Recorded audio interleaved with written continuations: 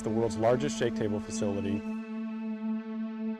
and it can hold buildings weighing up to 2.5 million pounds. The table moves in all three directions simultaneously. It's the first wood building of this size that's ever been tested.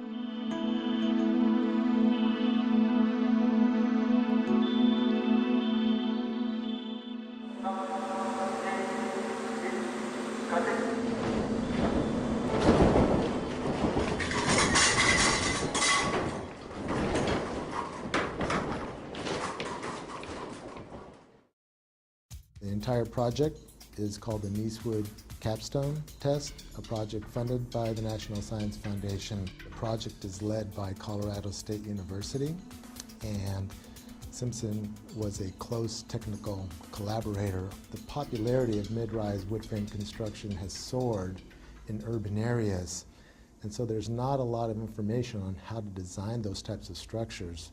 So the information gathered from this testing is going to be absolutely critical. The condominium tower was built as a actual condominium would be constructed with 23 1- and 2-bedroom living units. We're testing a 7-story, 23,000 square foot, 800,000 pound building in 3 dimensions. This collaboration with all the folks involved is really going to culminate in a test that's going to show how our products perform in a very severe seismic event. The forces of an earthquake on a structure of this size create a lot of secondary forces inside of the building, and the only way to hold those forces together is with connectors such as the ones that Simpson Strong Tie makes and provides. In this building, we have a wide variety of Simpson Strong Tie products, from large hold-down rods that run 7 stories up to the roof, known as ATS, or anchor tie-down system. We have a number of shear transfer elements in here, and straps and the floor plates to help tie the floor plates to the shear walls. In short, we're building what we call a complete load path.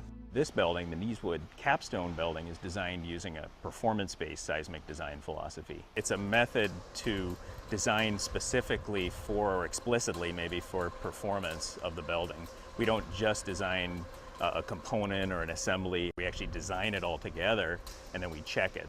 And performance-based design allows us, if we know enough about how the building reacts, to actually select what level of damage we want to see in the building during an earthquake. We're doing a series of tests on this structure so that we can incrementally increase our knowledge as to how the building is responding at different levels of shaking. We're not only going back and forth, side to side, but we're going up and down as well. So we're getting all of the vertical accelerations and lateral accelerations exactly like that Northridge earthquake, but times 1.8. There's approximately 300 sensors in the building, measuring everything from movement to force to acceleration. Once that data and information is gathered, then it can be used to develop new design procedures and new construction methods. So we're able to take what the engineers have modeled, compare it to how the building actually performed, and that's going to give us a lot of great data for years and years to come. What we're really doing here is we're demonstrating that you can build a 6-story or even a 7-story possibly wood structure in a high seismic zone and have it perform how you want. It's safe, it's cost effective, and frankly they're very little damage. Really, for 5% or less in your construction material costs in the beginning of the building, you can not only save the occupants of the building, but you can also save the structure. This test will change the way light frame wood is designed over the next 10 years. We've invited several key engineers from across the country, building departments. There's folks from all over the world coming to see this. When you see an actual test, the impact that has on you is so significant that it really makes you think twice about what you put down on paper.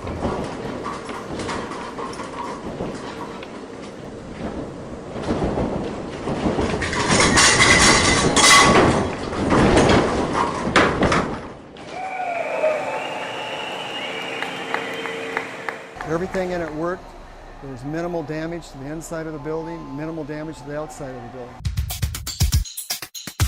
I would say that this testing really does validate the performance-based design concepts developed at the various universities involved in this project. It's phenomenal that we can have a test of this size and magnitude of a building like this and actually get some real test data. Simpson never forgets, and they're always trying to make sure that they're really providing what the structural engineering and construction community needs. And I've always been impressed with taking that extra step to really know the science part of what we do. It's truly unprecedented what they've done today.